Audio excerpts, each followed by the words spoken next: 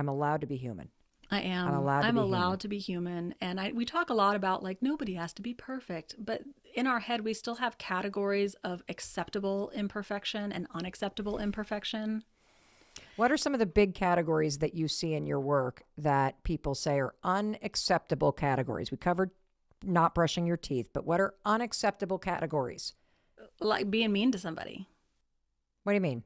Like if you were rude or you were mean to someone, or if you blew a huge deadline, if you didn't show up to something that was really important and now you look absolutely ridiculous in front of your whole profession. Like things where you've upset someone or someone's angry with you or you've let someone down. And we're not saying that was, let's repeat it because it's not functional. We're not saying that people don't get to have their feelings about whatever you did or said or however you showed up.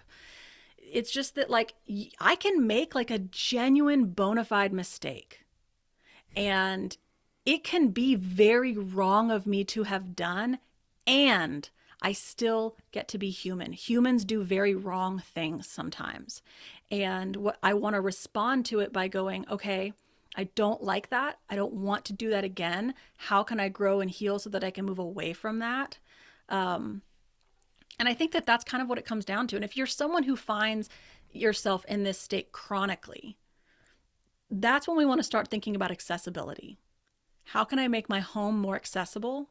How can I make these tasks more accessible? Because there's a difference between, I'm 9 months pregnant for only 3 months and it's hard for me to bend over. And so things just kind of pile up and I just let it because I have the right priorities and it'll get. But if you're someone with chronic back pain, that's not really something you can just go, well, it'll just pile up and I'll get to it when I feel better, right? Right, right. That's when we need to think a little long term, which is like, well, maybe you need a grabber. What's a Maybe grabber? like a grabber. What, Like I don't know what a grabber is. What if is a you've ever grabber? had like surgery and you can't like reach up or reach Oh, down, you like pull the handle and it's a long stick and there's like a little tongs at the end that pick things up for you. wow.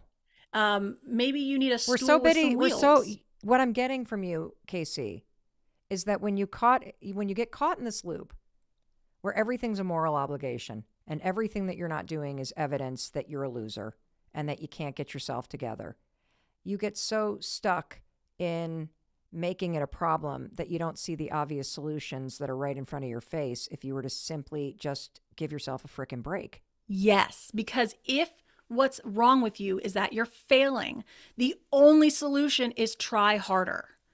But if the issue isn't some moral failure, then you trying harder on the same kind of broken wheels isn't going to produce anything else. So, but if you go, this is a morally neutral problem, but I deserve to function. How can I get creative? How can I fix this? All of a sudden, the world opens up and there's all of these creative possibilities. Can I stop folding my clothes? Can I use paper plates for a bit? Can I get a wheelie stool? Can I get a grabber? Can I, you know, can I do a toy library for my kids where 2/3 of their toys stay in this closet and they only have some of their toys out and they can check them in Ooh, and out as that's a much as good they want. idea. But then right, like all of a sudden you have so many ideas. What if I had a 32-gallon trash can on wheels in my kitchen instead of these tiny little trash cans? Because my kids, I seem to fill up trash cans twice a day and I don't seem to take out trash enough to keep up with it. And so most of us think, well, the answer is make yourself take the trash out, make yourself more motivated, but what if we focus less on that and there was just a simple upgrade the trash can to be bigger? It's so great. I was recently thinking about how much we aim criticism at who you are. I Mm-hmm. got to be more motivated. There's something wrong with me. Instead of looking at, well, what are you doing? And what could I change about what I'm doing? Like putting a bigger trash can on wheels in the space instead of making 55 trips every day. Mm-hmm. And where things are. Like what is it about the environment? What is it about the way that you're thinking about things? I want to give you a couple of our listeners um, sort of challenges and role play a little bit with you about what hacks or mindset flips or what you would want them to do as a first step. Yeah, let's do it. One listener writes, in the midst of my son's autism diagnosis, every single task felt like it would kill me. I had to talk myself through everything step by step to avoid the anxiety for months. When somebody's in that kind of a state, I said this about 18 months ago out loud. I can't handle one more thing. If one more thing breaks down in my life, if one more bad thing happens, you're going to have to check me in to an inpatient facility. I can't handle one more thing. Mm-hmm. She was talking herself through coaching step by step by step. What's another strategy somebody could use? So we want to start with the perspective, which is I would say to this person, we often picture a highway as life and these sort of like side roads as like not life. And we're off on the side road with a broken car kind of going, well, I'm pushing the car, and I just want to get back to life. This isn't how it's supposed to, I can't. And I think it's more helpful to envision that like, there's not this like mystical place of life where everybody's running on like firing on all cylinders. Like life is in fact getting an autism diagnosis for your child and needing to process through that and just figuring out how we move forward.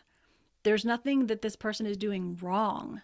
They are using so much cognitive, emotional energy to process this diagnosis. I would also just say from a personal perspective that your son's going to be okay. Your autistic child can have a very happy, full life, and so can you. And so you're going to be okay. You're not doing anything wrong. You are not supposed to be able to do more than what you're capable of doing now. And you're right. What can we do to keep things survival, level, functional while you get through this?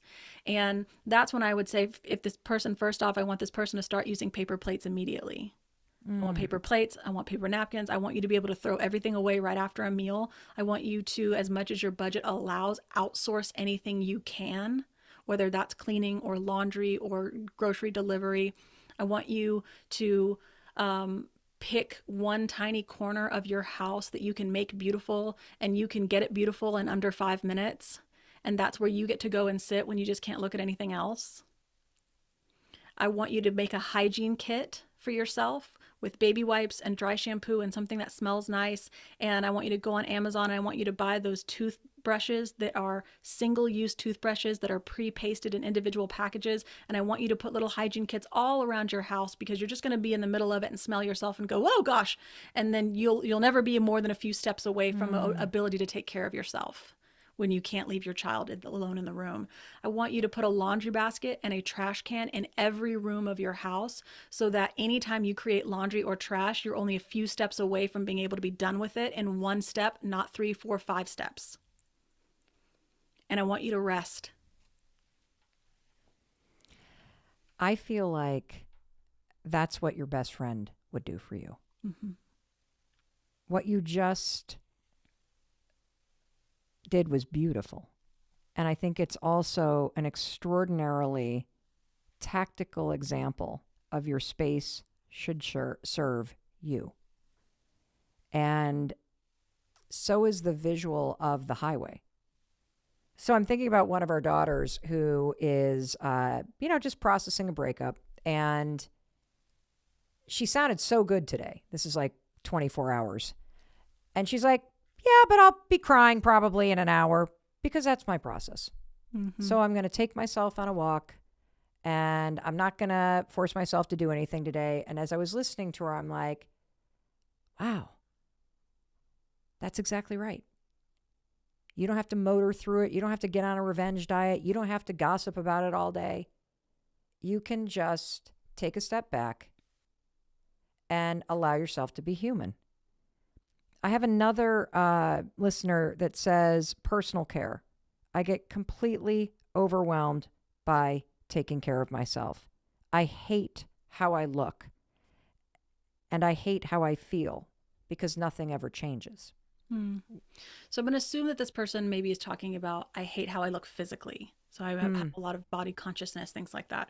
So the first thing I would say there is that if that is somehow related to difficulty in showering and doing things like that, because that happens. I don't want to see myself naked in the shower. We're just going to cover the mirrors.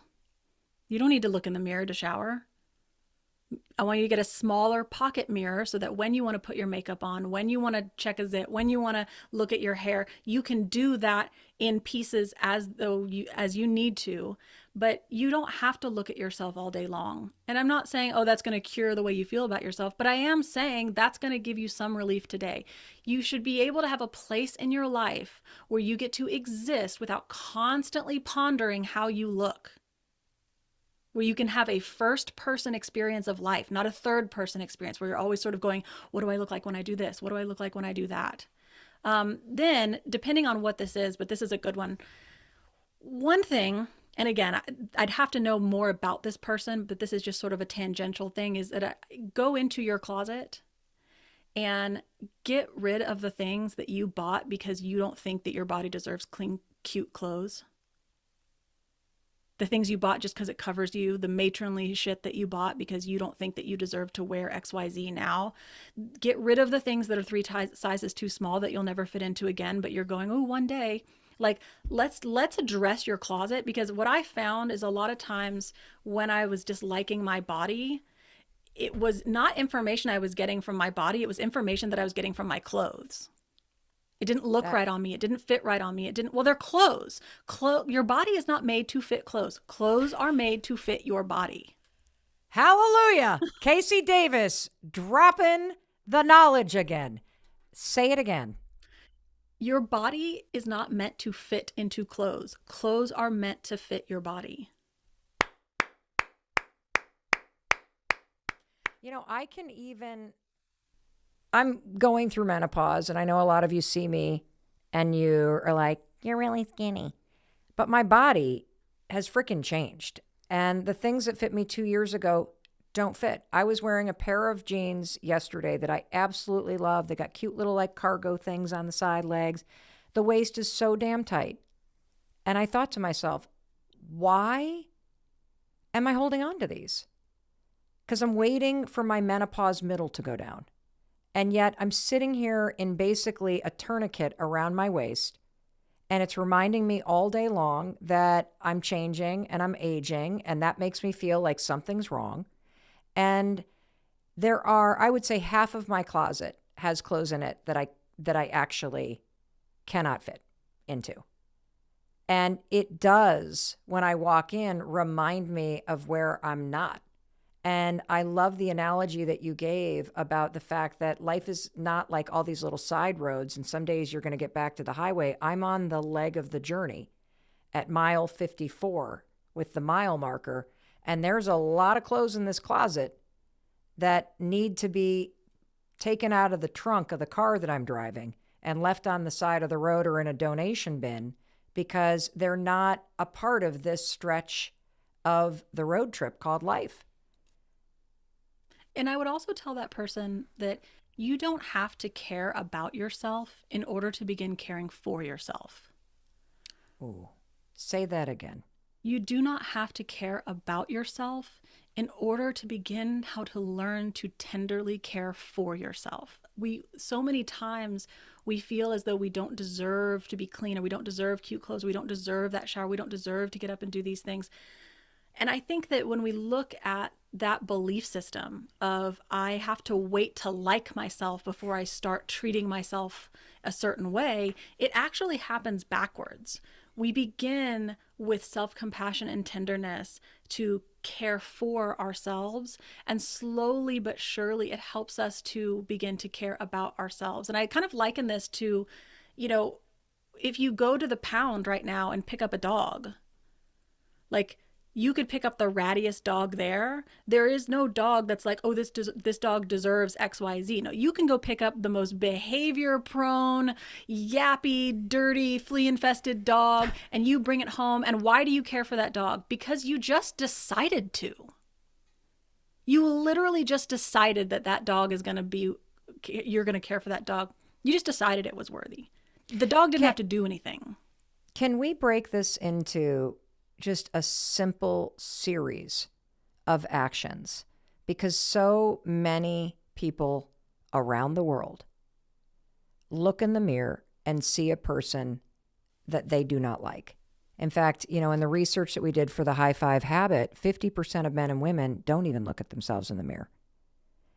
And for somebody that feels such a low level of self-worth that they're unworthy, intellectually, they can get that you can start caring for yourself in a kind and loving way before you feel like you care about yourself. But what are one or two actions for someone listening that gets that intellectually but doesn't know how to put that into physical practice? Sure. So I think one of the things to remember is that self-esteem is really overrated, and it's actually not connected to like better outcomes in how you feel. That it's self-compassion that is connected to better outcomes in your life. And that's great because self-compassion doesn't require that you like yourself, because we can show compassion to people we don't like. I do it all the time. I would also say that if you were looking for an action to do, Yes. some of the things that we've talked about, I think would work, like the hygiene kits and just like making things easier for yourself is in itself an act of compassion. It's saying I deserve to access this task. But I also want that person to pick one thing, one little like weird bugaboo about their morning. And I want it to be inconsequential. I don't want it to be big. I want it to be something like, I don't like the way that my feet are cold when I walk from my bed to my bathroom. Or I don't like when I wake up and I have to be chilly when I take the dog out first thing in the morning. I don't like that I have to sit there and make like something really simple. And I want you to pick that one thing and I want you to start doing it for yourself at night. Meaning what? So give me an example. So I want you to go, before you go to bed, I want you to move a pair of slippers in front of your bed. Or I want you to move a robe by the back door. Or I want you to set your coffee to automatically make coffee. And I don't want it to be dishes. I don't want it to be cleaning. I don't want it to be laundry. I want it to be something specifically that has no reflection on, oh, you're doing good, right? So, oh, I cleaned my kitchen because I deserve it. No. Something that literally you experience an immediate, oh, that does feel good. Just that one thing. The most important relationship that you have in life, and that's the relationship you have with yourself.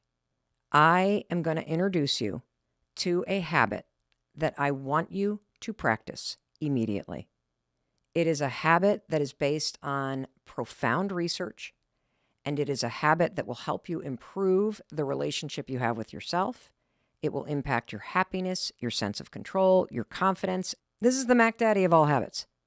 You master this habit, you improve the relationship you have with yourself, and this is like the first domino. You know how in dominoes, when you line them up, there's that one domino that, boom, you knock that sucker over and woohoo, I can't even, all the other dominoes fall. So we are talking about the gateway to creating a positive ripple effect in your life and improving the relationship with yourself. And also, it is the secret, this habit, to self-acceptance and self-love. We know we should love ourselves. We should be kind to ourselves. We should accept ourselves. But nobody knows how to do it.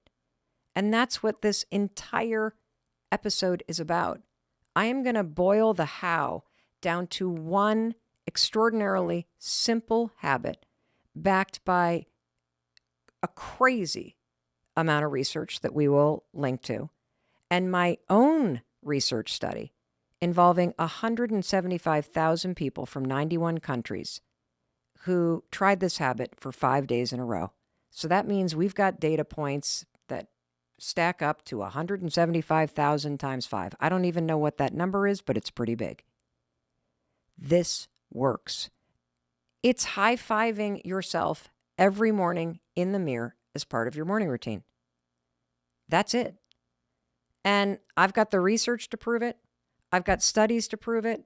And what we have found based on our research is that it takes less than 5 days for you to have an absolutely profound breakthrough in your relationship to yourself by simply adding a high five in the mirror once a morning to your morning routine after you brush your teeth. And at the end of this episode, I want you to stick around because you are going to hear one of the most profound testimonials ever about the impact that one high five made on a woman's life named Chris. Like, you're going to need to bring the Kleenex because this is so goosebump, empowering, and encouraging, and exciting. I'm not kidding. This is profound, profound, profound. And I know that you struggle with self-love because none of us know how to do it. I get questions on this every single freaking day. How do I love myself? I know I need to love myself, Mel, like this one from Maria. Hi, Mel. This is Maria from Spain. Can you explain how to learn to love yourself? I know I need to love myself as a part of my self-growth, but no one tells you how to do that. I'm curious, is there something I can do about that? I love this question because she's right. We all know we need to love ourselves, but how the hell do you do that when nobody has taught you how? I think the main reason why this concept of self-love is so hard to implement in our lives is because of the definition of love. If you look in the dictionary, love is defined as a feeling, but that's not what it is. Love is an action. And let's just take an example from your life. When you feel loved by somebody else, it's because of how they treat you. It's because of what they say to you. Like, for example, when Chris brings me a cup of coffee in the morning, I feel loved because of that action. When he says, I love you, Mel, I feel loved because of the action of speaking those words. But when it comes to loving ourselves, we're sitting around waiting for the feeling, and yet we're not recognizing the truth about love. You feel loved by other people when they demonstrate it through actions. The secret to self-love is demonstrating to yourself through your own actions toward yourself that you love yourself. And that's why the simple solution to having a breakthrough and loving yourself, the first domino that needs to fall, is something that I call the high five habit. This is a simple habit that I created that boiled down is simply adding a high five in the mirror to yourself, to your morning routine. That's what the high five habit is. Now, one of the reasons why I love this habit is because it has so much research. And the habit's very simple.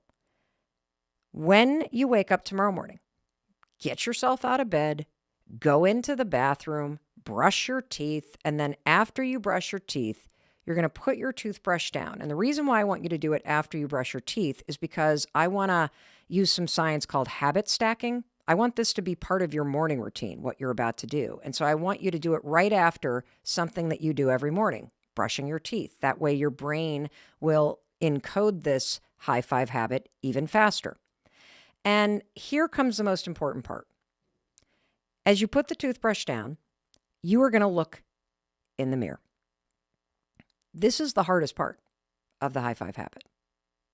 You're going to look in the mirror, and I don't want you to look through the person in the mirror. I want you to realize there's a human being that's standing in the mirror there with you every morning in the bathroom, and you have either ignored them or you have looked at all of the things you don't like about that person, whether it's the weight that you've put on or it's the bags under your eyes, or for me, it's one boob hanging lower than the other boob. You sit there and judge that person, or based on our research and studies, 50% of men and women cannot or will not look at themselves in the mirror. And the reason is so freaking sad. It's because they don't like the person they've become, or they have so many regrets in life about things that they did or the place that they thought that they would be that they can't and won't look at themselves in the mirror. And if you can't look at yourself in the mirror, let's just stop at that right there, because what do you do with somebody you love? What's the action when you see somebody you love? You look them in the eyes. That gaze, eye to eye, gives you not only dopamine, but the oxytocin that is in your brain. It is powerful. It's an act of love to really make eye contact and hold a gaze with love and compassion behind it. So if you can't do that and you're not doing that, you're every morning demonstrating not love, you're demonstrating rejection and criticism. And so first step of the high five habit, you are going to put your toothbrush down and you're going to look at yourself in the eye. And it's going to feel weird if you don't normally do this. And the next part of this is very simple. Whenever you feel ready, you're going to raise your hand and you're going to high five the person you see in the mirror. Now, one of two things will happen when you do this. And again, I have so much data on this. I know because we've studied what happens. What's going to happen when you go to high five the mirror is you will either laugh out loud, and you'll laugh out loud because it's kind of dorky and funny. That's what I did the first time I high-fived myself in the mirror. But you're also laughing because your brain recognizes a high five. And so one of the coolest things about high-fiving yourself in the mirror is the science involved. It's called neurobics. You're using research in a field called neurobics, which is when you marry a physical action with a new positive thought you want to create. They've studied this at MIT. They've studied it all over the world. It is the fastest way to create new neural pathways and new thought patterns, to marry physical action like a high five with a new thought. And here's where the high five in the mirror gets really cool. So you're leveraging neurobics, all of this sort of physical activity plus neuroscience. You're also getting the benefit of the release of dopamine. You're also getting the benefit of the fact that your brain and your body knows what a high five is because you've been high-fiving people your whole life, right?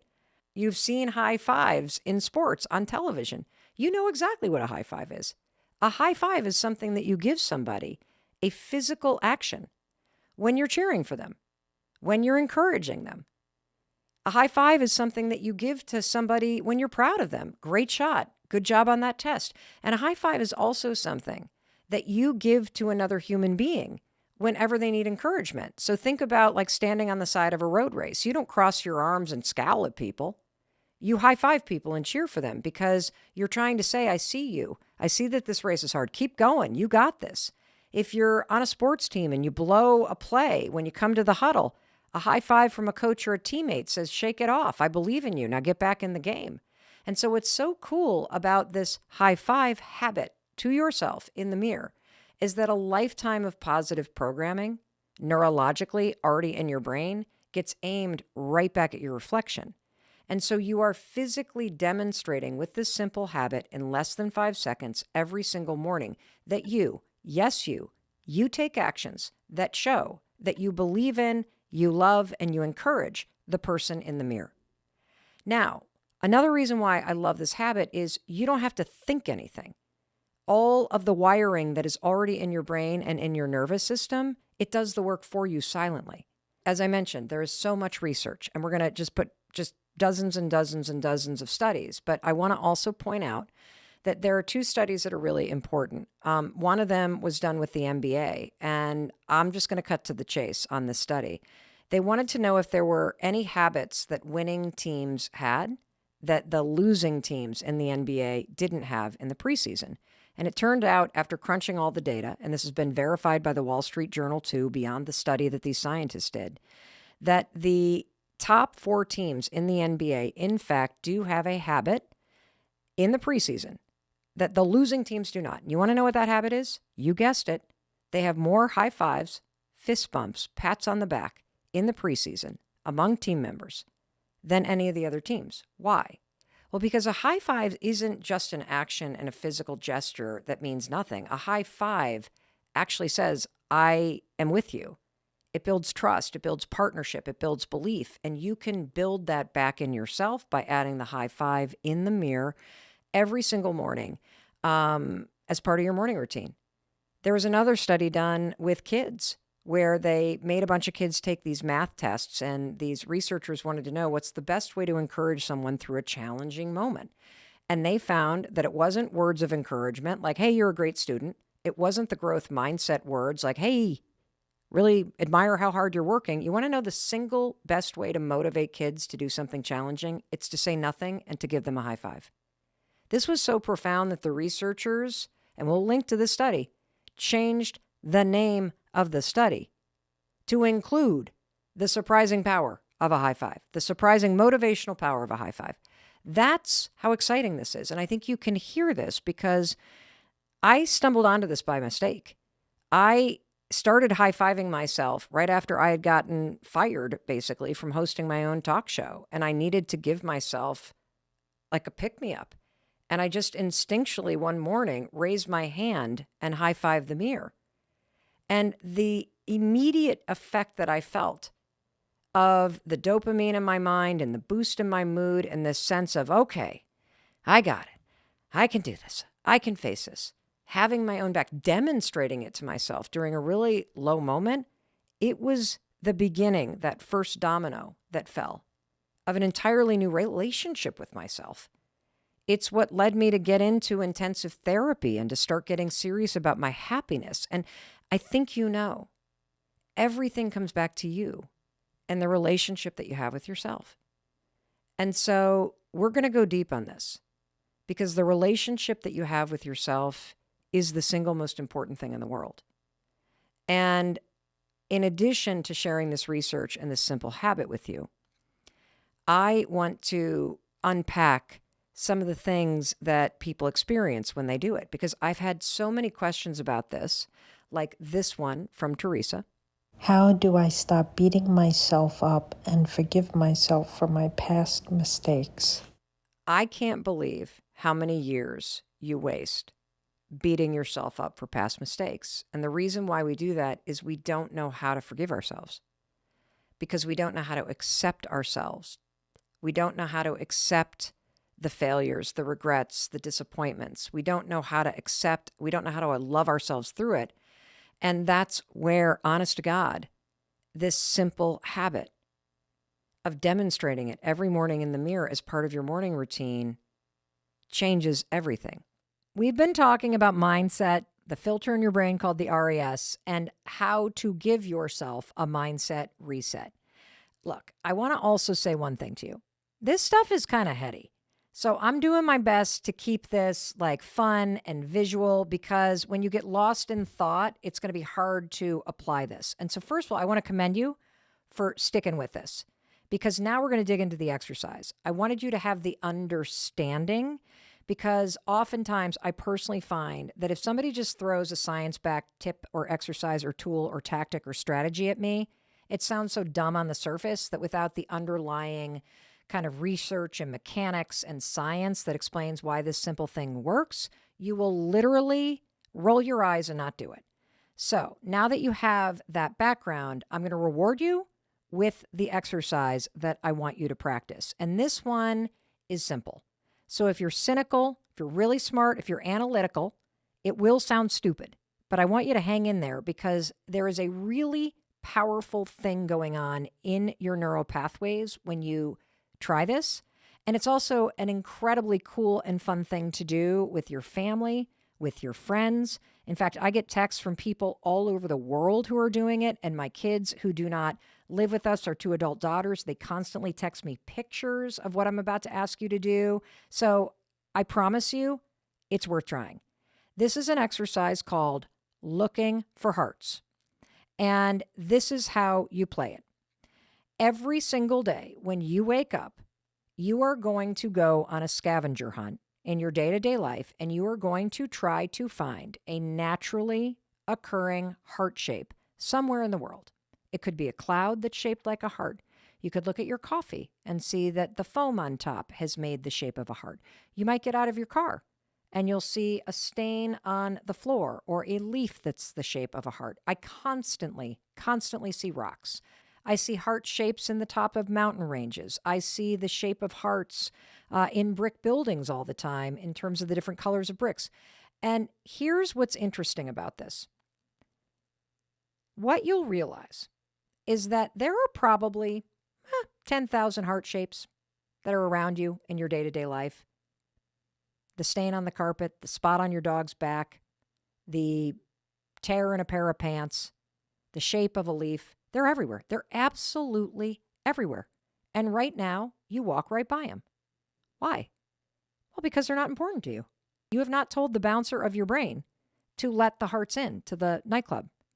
So you are walking right past all these things, and they are actively being blocked out. It is not in your conscious mind. The second you start playing this game, Find a Heart, you will experience something amazing. You will experience your brain going to work for you. And so here's how I want you to play this, because I do want you to play this every single day. This is truly not a game about finding hearts. This is about training your mind. This is a game where you are telling your mind, I am the freaking boss. Bouncer of the mind, I pay your salary. You are going to do what I tell you to do. You are going to find me a heart. And if you want to get paid, you are going to find me a heart. That is your job today. Find me a heart. So get intentional about that. And then I want you to go through your life and just let a heart shape in. And when you see it, here's what I want you to do. And if you're really analytical, you're going to think this is the cheesiest damn thing you've ever heard, but I want you to do this because there's neuroscience involved. When you see that heart, I want you to pause. And I want you to really stare at it for a minute. You can take a photo of it. If it's a rock, you can pick it up, or a leaf, and take it with you. Because I want you to reward your brain for being flexible and for trying to help you. I want you to take that moment for real, as cheesy as this sounds. The foam on the top of your coffee, the shadow on the floor. I want you to take a minute and really savor it and literally just go, holy shit, there it is. That's pretty cool. Yesterday, I walked right past this and I didn't even see it. Thank you, mind. Wow. You just changed in real time. You just let something in that I asked you to let that in. And if you really want to supersize this, if you're somebody that's really struggling with a sense of self-worth or hope or really believing that you can turn things around, I want you to look at that and tell yourself that that was placed there for you to find. That this was placed there because you needed to see evidence that it is in fact possible to change the way you think. It is in fact possible to tell your mind what you want to see more evidence of and for your mind to work for you. And once you see one heart, you will start seeing hearts everywhere. The more hearts that you see, the more that you are connecting into magic, the more that you realize that your brain is trying very hard to help you. It is going to point out hearts in the moss. It's going to point out hearts on the sidewalk. You're going to see hearts on people's clothing. You're going to see them in paintings. It's weird. They're like everywhere. It's as if there is this entire world that you and I live in, and we walk by it every single day. And I think that's true about everything that you want. That there is evidence all around you that things are working out, that people are trying to help you, if you're willing to see it. You know, at the end of the day, finding hearts is not about finding hearts. It is about something so much bigger, because it's proof that you can change the wiring in your mind. You can manipulate and program this filter, the RAS, to make it work for you. And every time you see a heart, it is evidence that it is true. And so it's important because this is the first step of a mindset reset. Because if you didn't think, my mind can change, it can allow me to see the world differently. If I can't get you to see and experience that, you will never even bother trying thought substitution. And I will say there is something that some of you may experience. So this comes from Nady in Germany. And she wrote, Mel, I loved what you said about looking for hearts, and I've been trying it. And I even saw 2 hearts within an hour. But then I got nervous and was almost afraid to find them. So how do you overcome the fear of making things better? I relate to this because we're used to the way that things are. We're used to the default programming in our minds, even if it makes us miserable. And when you start to catch a glimpse of how things could be different, I think sometimes if you've experienced a tremendous amount of heartache, or you've tried so many times to put yourself out there, the idea of believing again that it's worth trying again, that that is what's scary. Here's what I have to say to you. This is not about hope. This is hard science. Because you're living with programming right now.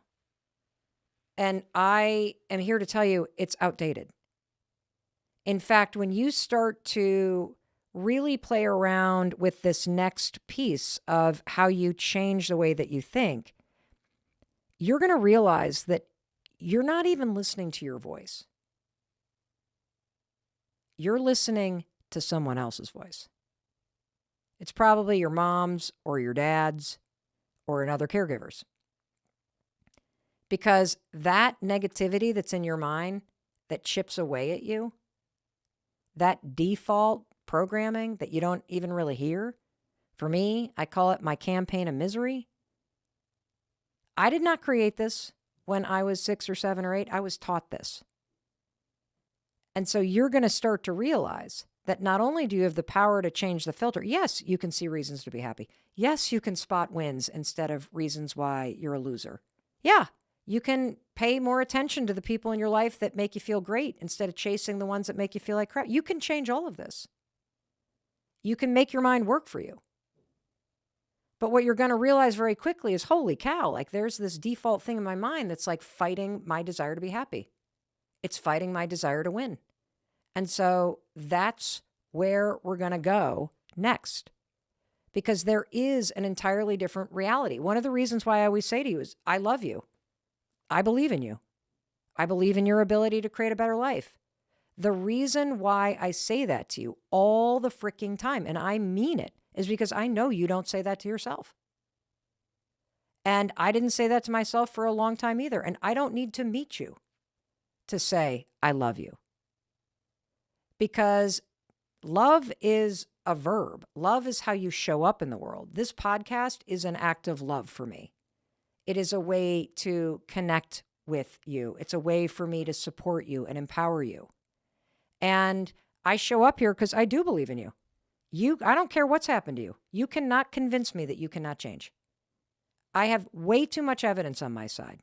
You only have your experience. I've got an army of 1 million people that I've seen change. And so I know you can change because I know you can take the actions to make your mind a better place. You can take the actions to make your life feel better. You can take the actions to improve your relationship with yourself. And this is the most exciting part. This is the thing I am working on myself day in and day out.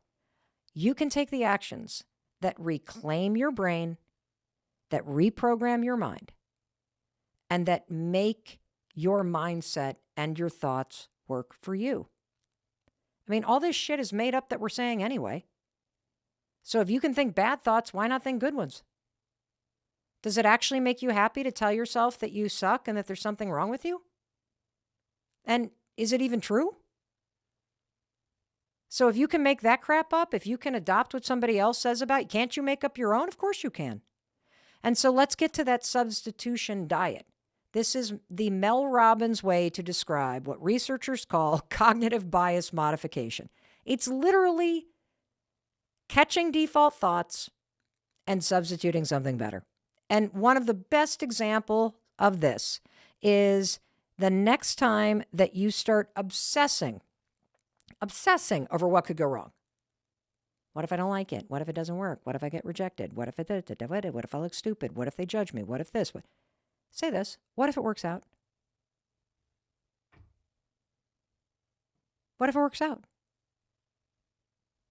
The more you say out loud, what if it works out? You substitute the negative bullshit with something positive. What if it works out? I mean, can you argue with me on that one? What if it works out? I didn't say it will work out. I said, what if it does? Because you don't know whether it's going to work out or not, do you? And when you allow your default wiring to filter the world with the belief and the thought that, what if it doesn't work out? What if I fail? What if this? What if that? Those thoughts filter the world a certain way. The thought, what if it doesn't work out, makes you not apply. It makes you not write that book. It makes you not go to the gym. It makes you sit home alone. Those thoughts are filtering your experience of life a particular way. And because the filter in your brain is paying attention to what you care about, it believes that's what you want. So as you scan the world around you, you see reasons why it's not going to work out. Didn't happen last time.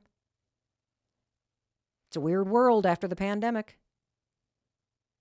I don't want to embarrass myself. I feel uncomfortable. When you start to engage in thought substitution, what if it all works out?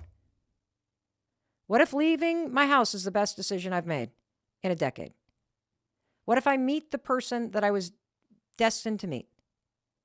What if going to 90 meetings in 90 days at AA changes my life?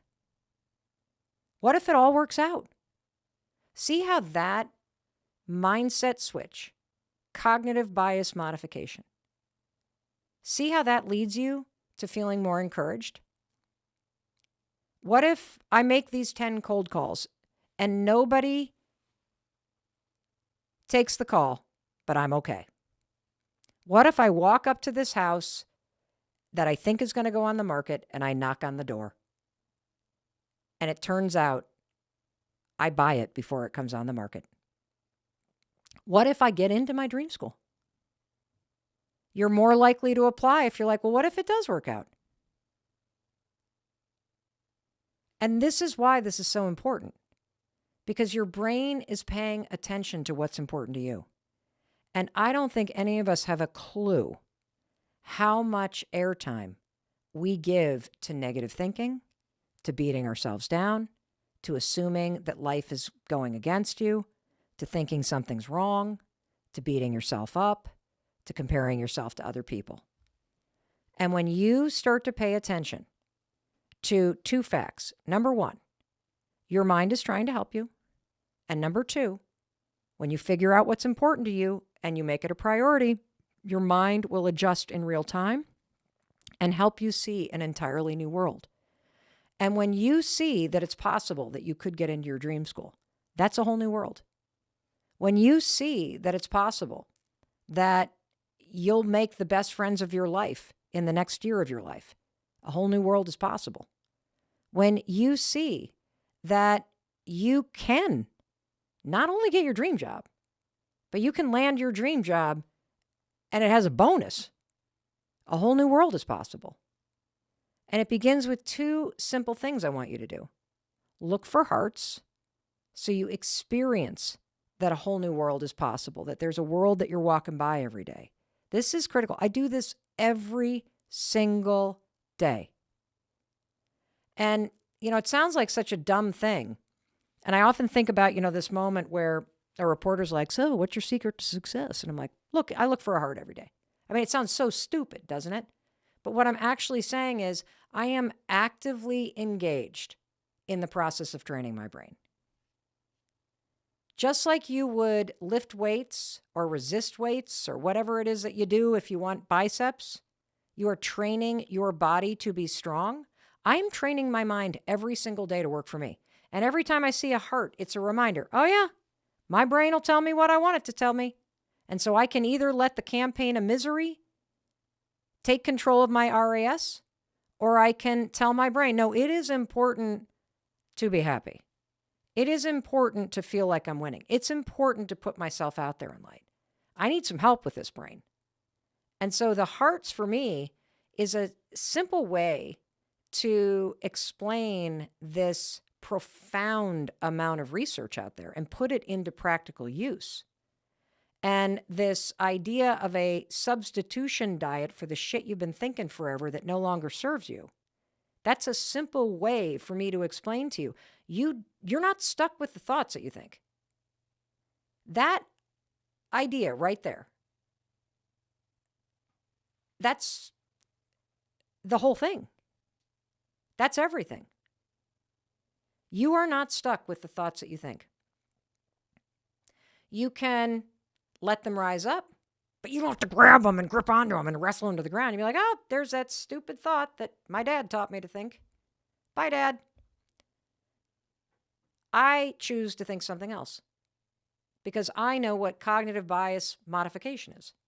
And that horse shit that you said that I was a failure or didn't mount up to something or wasn't wanted, I don't believe that shit anymore. Because it's important to me to not only see hearts, but it's important to me to encourage myself, to believe in myself, to believe in my life and my effort and my ability. Because that's what I believe. That's why I'm here. You can do this. If I can do this shit, you can do this stuff. You have no idea how screwed up I was. If you wanted to go toe-to-toe with somebody that had like the darkest thoughts in the world, Mel Robbins will go toe-to-toe with you any day. And you cannot get rid of it entirely, but thought by thought, you can learn how to not get hooked by it, and you can learn how to start to reprogram your mind. And I'm also going to tell you something. I said at the very beginning, it's not one and done. Like, this is not toxic positivity. I'm not here to sell you a pill to make your problems go away. I'm here to tell you that there will be times in your life where the negativity comes back and the default comes back and things get overwhelming. That happened to me just 6 months ago. When big things happen in your life, it can take you down for a little bit. But coming back to this stuff over and over, looking for hearts, there's the confirmation. I still, even though life sucks, my brain is still trying to help me. And really, I'm telling you, I call it hand-to-hand combat with your mind because that's what you're engaged in. Those negative thoughts either hook you and take you down, or you're like, boop, that's interesting. My grandmother's still bitching at me and she's dead. I don't really need this in my default program anymore. You know, that's what's available to you. So I mentioned earlier that this cognitive bias modification tools that we're talking about today work because not only have I used them in my own life, but also because we've had 250,000 students that I've taught a course about reframing your mindset, resetting your mindset to. And we do these extensive surveys afterwards. And one of the things that I know from our data is that the number one negative thought that people struggle with is, I'm not good enough. And I believe that everybody struggles with this. There are two reasons why. Number one, many of you grew up in a household where your lived experience was that you were told you weren't good enough, or you felt like you weren't good enough. And even if you grew up in a household where you didn't feel that way, you felt safe, you felt secure, you went to an elementary school or a middle school, and you went through the period of human development called adolescence and teenage years, where you separate from your family and your number one objective developmentally is to bond with friends.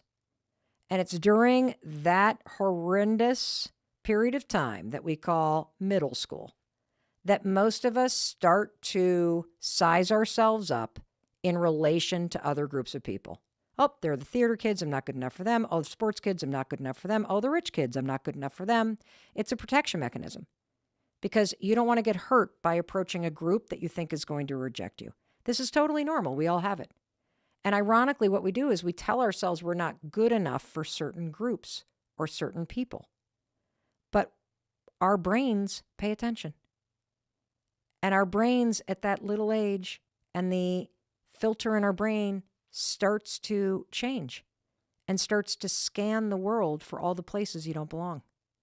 That's my opinion about where it begins.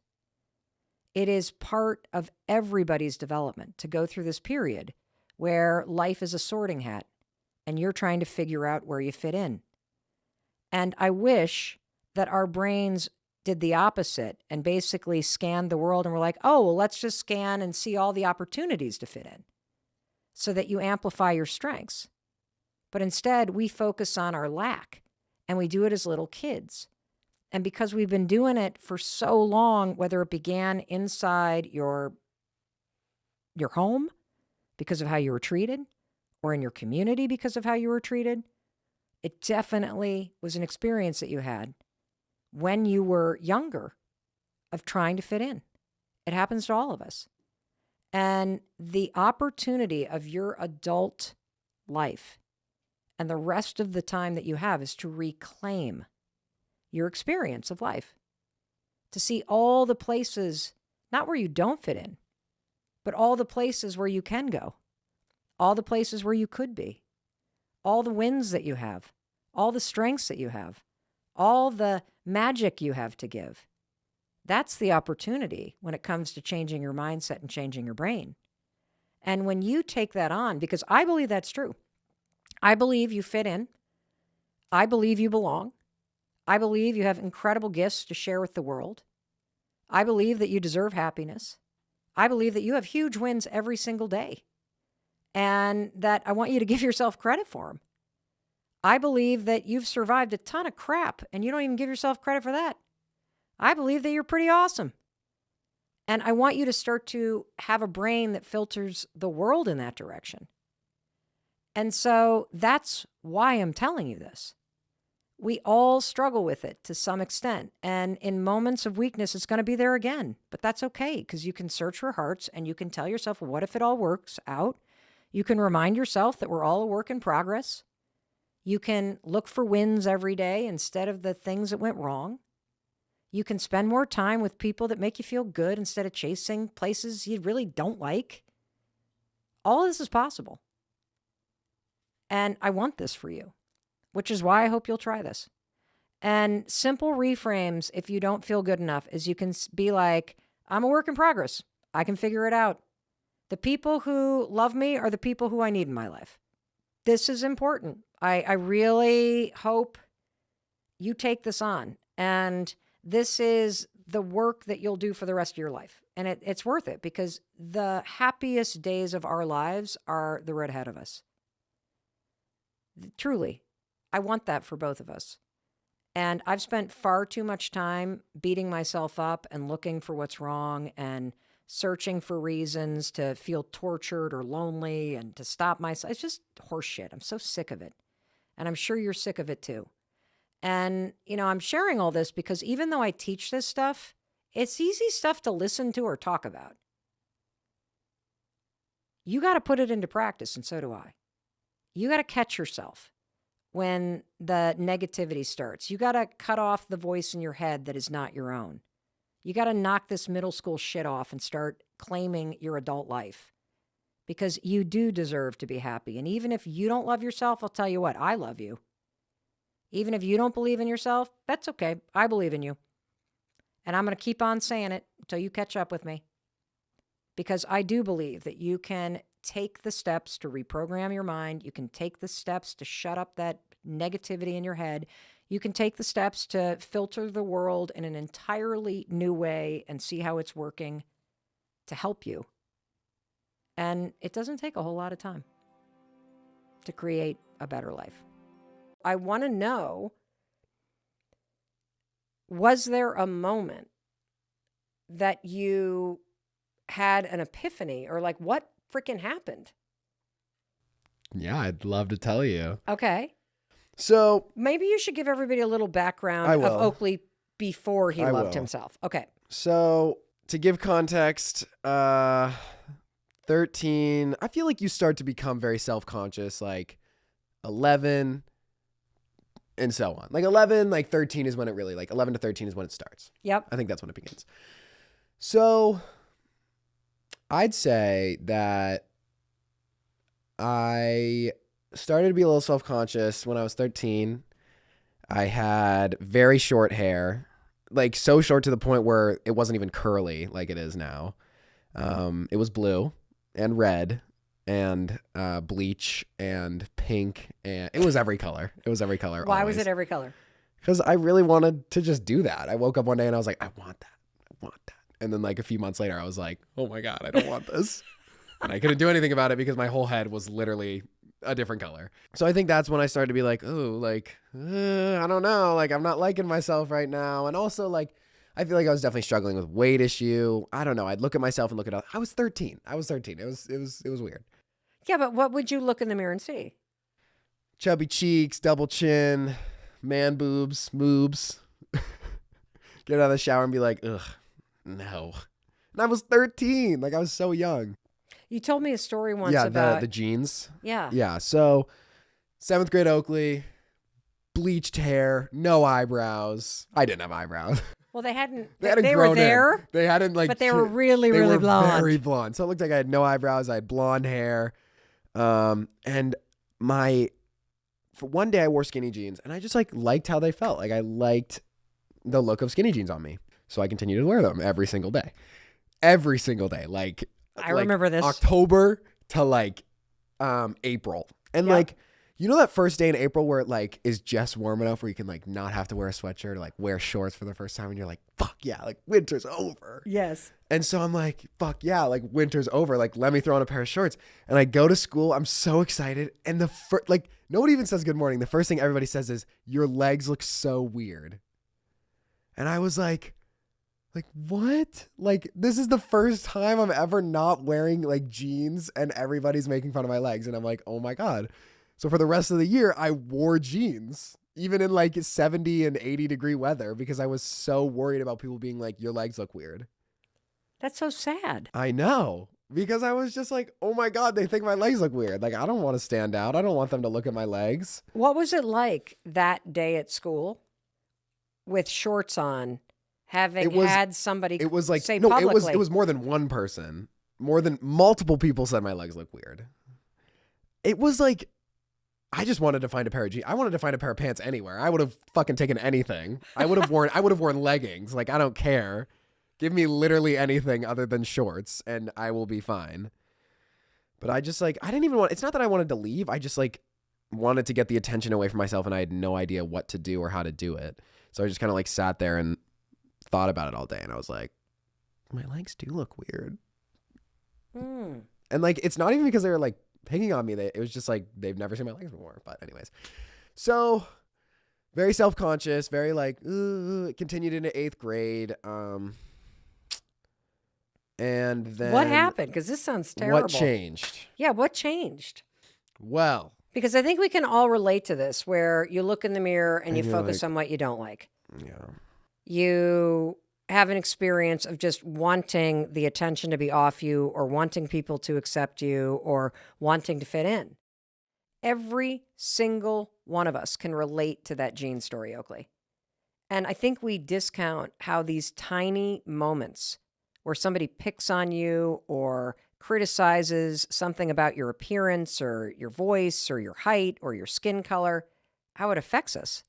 It stays with you forever. You know, I can remember, as you're talking, an incident that happened in my life. It was 9th grade, and this movie Flashdance was super popular. Jennifer Beals was the star of it. And I was so in love with that movie that I marched right to my mom's hairdresser and asked them to give me a Jennifer Beals perm. Now, to get curly hair like Jennifer Beals, you had to get layers first, and then I got a perm. I walked out of there, and I looked like a labradoodle. Tight curls, wavy, big moppy perm head. I thought it was fantastic. And so the next day I go to school, Oak, and I'm wearing a sweatshirt, of course, with my shoulder exposed, because that was the Flashdance dance look. I didn't even take dance classes.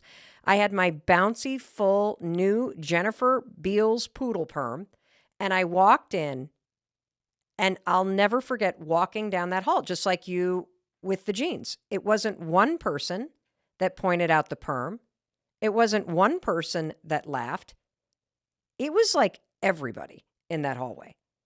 And I went home that night, just like you went home and you never wore shorts again. I went home that night and washed my hair about 25 times to try to wash the perm out, which you actually can't do. It just makes it frizzier. What happens in those moments is that none of us, when we're kids, have the ability to turn to the people criticizing us and be like, you freaking idiots. My legs are fine. What we do in those moments where we feel separate is we turn against ourselves. And it's those tiny moments that happen over and over and over again where we turn against ourselves and we become obsessed with making other people not pick on us or like us or fitting in. That's where we lose that connection to self. Like, because when you turn against yourself, it's literally an act of self-hatred. So what happened next for you? All right. So what happens is 8th grade comes around. Now, would you say at this point you like didn't like yourself, or like where were you about There were your times relationship with where Oak? it was very like, I'd say it was like 70-30. Liked myself 30%, didn't like myself 70%. Okay. But 8th grade, you know, I'm older. I look a little bit older. It was a good year. I'd say it was a good year. Like I kind of like wore shorts, thankfully. I kind of got over that. I wore shorts. I kept wearing sweatshirts though. The top half of my body was a big like, no thank you. Cause I like my boobs, my man boobs. They were not it. It was like, oh my God. Okay. This is But anyways, fascinating. we're getting to the point. I Oh, wait. never thought you had man boobs. I did. I'd get out of the shower and I'd like take a step and I'd like see him like go Big up. jiggle? I'd be like, no, dude, no. Put my towel on around my like upper half like a girl does. Like put the bun on. No. I just like do the top. Walk to my room, put my clothes on, I'd always wear a sweatshirt. I don't think there was ever a time where I didn't have a sweatshirt on. Sawyer did the same thing when she was going through puberty. Yeah. And so what happened is 2020, COVID-19, big like lockdown. Everybody's screaming and scared and Shut up. They weren't. How you stop? we are all in the shit show, except for me. It was a time of recreational activities, no one making fun of me, and nothing to do ever. Now, I'm not going to like be like, oh, like people had it so easy during COVID-19. Like, no, it was fucking horrible for so many people. But for me, as a 14-year-old boy, it was the time of my goddamn life. Oh my God. I'd wake up, I'd play games all day, I'd jump on the trampoline, I'd hang out with my dogs, I would eat whatever the hell I wanted. It was fantastic. And I noticed that I'd stop looking in the mirror and being like, I don't look a certain way.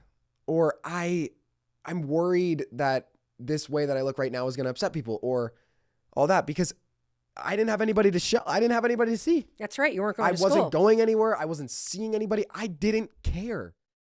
Oakley, I have to stop you because I want to point out two really critical things. Number one, you stopped caring about what other people thought. Now, look, you had it easy because you were locked in your house, so you didn't have to see people. But when you can figure out how to care more about how you feel today about yourself, rather than focusing on caring whether or not people are going to pick on you for the skinny jeans or your poodle perm, in my case, when you can actually stop caring and you can care more about your own happiness, that right there changes everything. And so what you're describing is you had this epiphany that we all need to have, which is the only thing that matters is whether or not you're waking up today and you are going to do things that make you happy. That's the only thing that you should care about. And there's a second thing that I want to point out. Instead of being surrounded by people who were critical of you, which is what was happening in school, you were now stuck at home with 4 people who love you. Exactly. I knew they loved me and I knew that they respected me. And I'd wake up every day and I wouldn't like look in the mirror and be like, well, there are my man boobs. There's like my ugly ass double chin. I wouldn't see that. I'd look in the mirror and be like, today's a day. Time to go fucking play Xbox for 30 hours. Like, you know, like it was awesome because we were all together and it was awesome. But it was just like, I was walking every day and I was enjoying my time and I wasn't ever like getting down on myself. And what I came to realize is that when I worry about what other people think of me, it like drags me the hell down. Mm. And when I didn't think about other people or I didn't think about what they were thinking about me, I wasn't like, yeah, like I bet they look so stupid right now, or I bet their hair looks ugly. Because like I didn't know, nor did I give a shit. So I wasn't trying to impress anybody and no one was trying to impress me. So what I really realized was that when social scenarios get in the way and you are worried about what other people think of you, that's when you get down on yourself. Mm. Well, one of the things that I've noticed about you, Oakley, is that you're not on social media a lot. And based on the research, there's a lot of kids that came out of that 2-year weird period in our lives way worse in terms of mental health because they spent that time at home mainlining social media. So even though they weren't in school, they were online doing that same comparison thing in isolation on their own. It is so freaking damaging when you mainline social media and you use it as a battering ram. And then you say to yourself, well, I hate myself. I hate the way I look. I wish I looked like that. And so I think that's an important thing to point out, Oak, that you weren't sitting there doing that probably because you were on Xbox playing video games for 30 hours a day. But that's a big deal. And so there was a very poignant moment that you described to me that I keep thinking about. And I would love for you to share this moment with everybody because you're so lucky that this happened when you were 17. It's poignant that self-hatred ends when you stop criticizing yourself. Like the comparison is something that we can all work on. But the self-criticism that we engage in relentlessly, every single one of us, that's the source of self-hatred. So describe this moment where you had this amazing breakthrough. You only go through life with yourself. You are the only person that you wake up with and you go to sleep with every single night and every single day. And you are the only person that you need to please. You are not going to live your whole life with the ability to please everyone else because that's not going to make you happy. Because at the end of the day, if you're not happy, other people's happiness won't boost you. It won't make you feel better. That's a crazy simple way to explain how profound it is when you learn how to accept, be kind to, and eventually love yourself.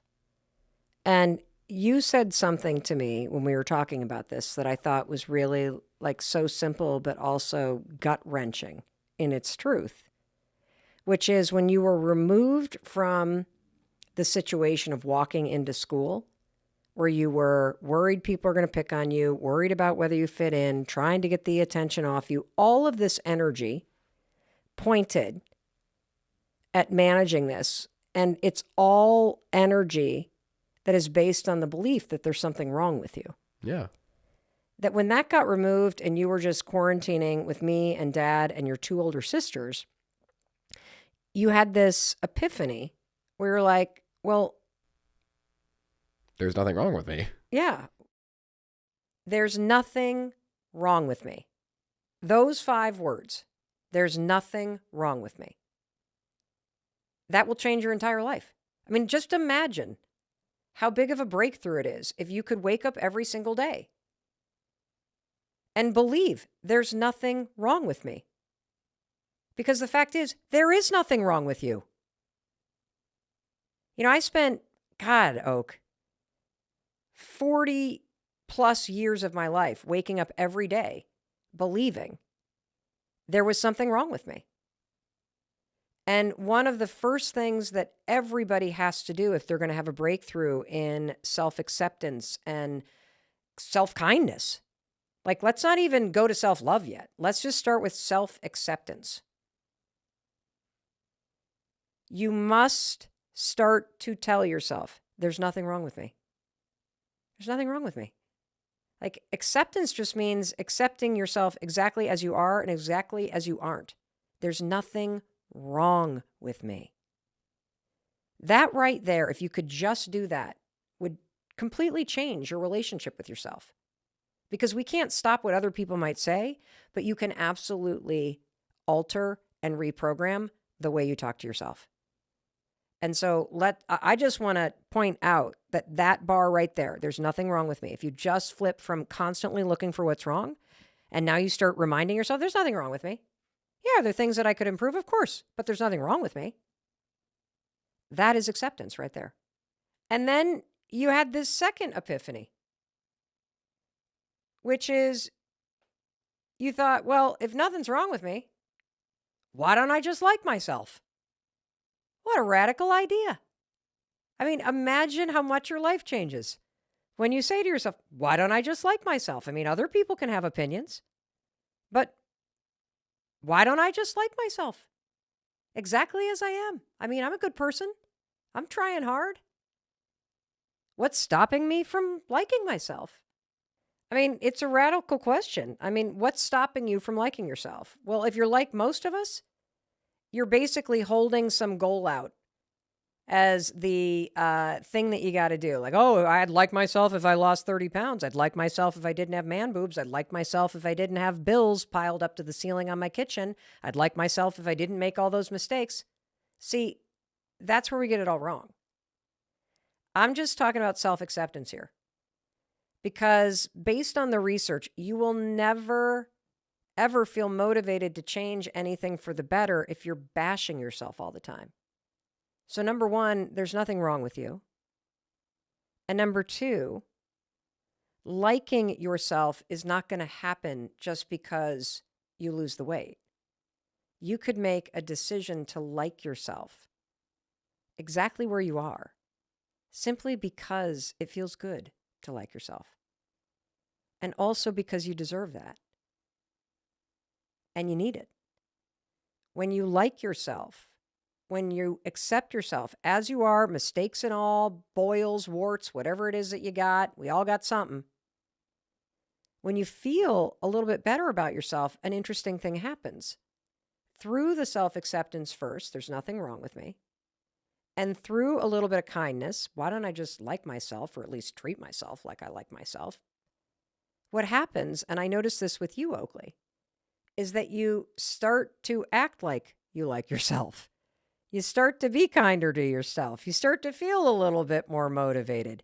The more you treat yourself as if you like yourself, the more other people can have their opinions, but your opinion is that you think you're a pretty good person and you treat yourself kindly, and then it starts to snowball from there. So imagine if you realize that the only thing that's stopping you from liking yourself is your own judgment. That means that you have the power to remove the judgment and add in kindness. And that changes everything. And that's not only something that makes a lot of sense, Oak. There's a lot of research around this. That when you accept yourself and you're kinder to yourself, that you start to take better care of yourself. Like when you look in the mirror and you're like, oh, I hate my man boobs. Do you feel motivated to do so? No, of course not. That's why I can't make a difference with you, because the lack of motivation comes from your self-criticism. And so this whole thing hinges on acceptance first and then kindness towards self. That's exactly how everything changes. And I watched that happen with you, Oak. Yeah, why not just like yourself? Well, that brings me to something. So I want to read to you a question from somebody that listens to the podcast. Okay. Corinne Schillinger. She says, it's great advice, but here's the deal. Everyone says love yourself, accept yourself, validate yourself. These are general terms. No one actually knows what that means. What does loving yourself actually look like? What does that mean in our everyday lives? Please do an episode about what loving, accepting, and validating yourself looks like, feels like, specific examples. So many people are frustrated and find themselves confused by the advice, love yourself. So what does that mean? And give specific examples of what you do. It is an incredibly broad term. Just love yourself. So easy to say. But I personally think that loving yourself is different for everybody. Everybody's going to love themselves in a different way. The way I like myself is, I feel like there's always little things. There's always little things about yourself that you can find that you like. So number one, find something little. It doesn't have to be big. Doesn't have to be big. It so could give us 3 examples of little things you like or love about yourself. Right now. Yes. I haven't looked at a mirror recently, but I think I like my hair right now. Pretty sure I like my hair right now. Okay. We'll check the footage later. Let's see here. I'm liking my smile right now. I really like my smile. And I'm also liking like who I am in my friend group right now. What does that mean? So what do you like about who you are? Give me a specific example. it's kind of like how I'm acting with my friends and how I'm treating them and how I'm like respecting them and being there for them. I'm enjoying that. I'm liking that about myself. You're proud of yourself. I am proud of myself. Can you give another example that is not about something physical? About something physical. I'm proud of how I'm doing in school. I'm doing pretty well in school. And do you know why you're doing well? Because I'm trying. Yes. Yeah. So you're proud of yourself for trying. Yeah, I am. See, it's like those little things. Like when people are like negative, it's also so more broad when they're negative about themselves, and it's like a bigger thing. Like, oh, I don't like the way my stomach looks, or I don't like the way I look, Or I don't like my grades, or I don't like this. And then you don't feel motivated because you're beating yourself down. Exactly. And so you find, number one, little teeny They can things. literally be like, I like the color of my eye right now. It Yes. doesn't have to be like the world ending, like, I look like a god. No, it just has to be like very little. Yeah. Start with, I love the shape or the color of my eyes. I love the sound of my laugh. Find something small. And I'm focusing on simple and small habits because this is not something that happens overnight. Self-acceptance, self-kindness, self-love is a habit you practice. And for it to become second nature, you have to practice it every single day. And so we've already talked about two things that you can do. One is find one small thing that you like about yourself.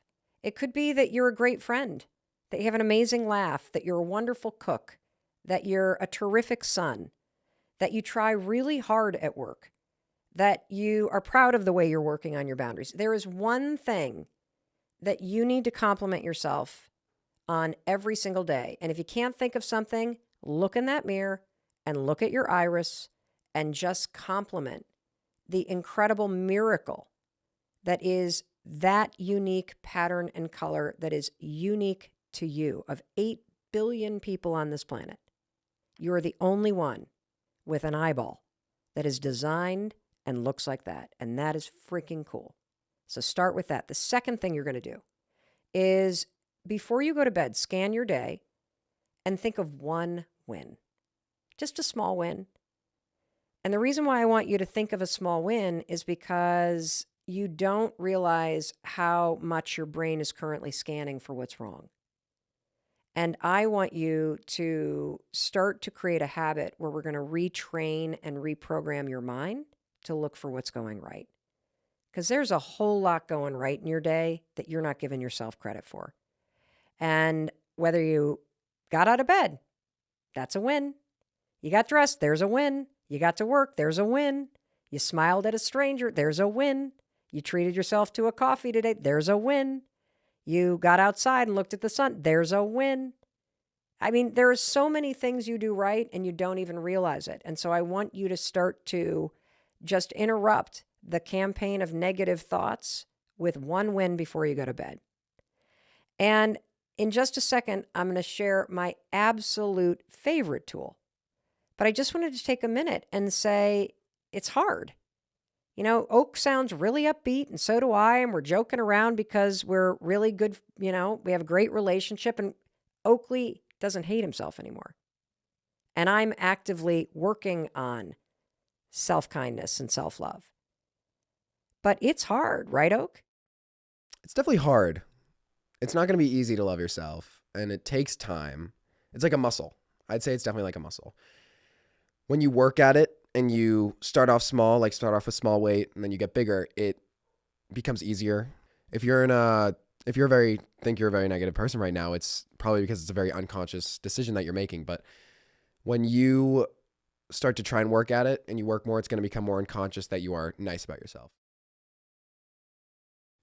Hey, it's Mel. Thank you so much for checking this video out. And if you like this one, I have a feeling you're going to like this one too. I'll see you there.